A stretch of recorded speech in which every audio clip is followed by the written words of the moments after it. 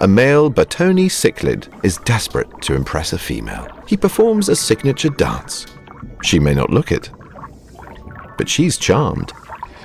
A pheromone designed to stimulate the female by attracting the wrong attention. A local gang of cuckoo catfish, the Batonis, are ready to spawn. Laying 100 eggs, the catfish eat as many eggs as they can. And now, they spawn.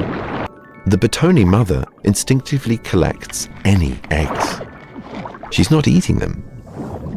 She has a special ability.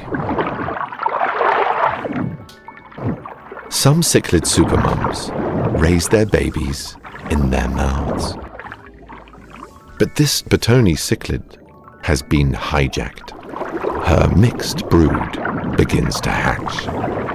The oblivious Batoni is devoting time to raising the wrong offspring. Twice the size. Ravenous baby cuckoo catfish turn on the cichlid young, head first.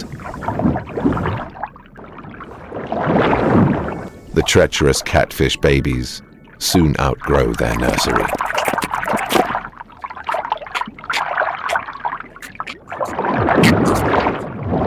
They head off alone, leaving the Batoni to protect her surviving offspring.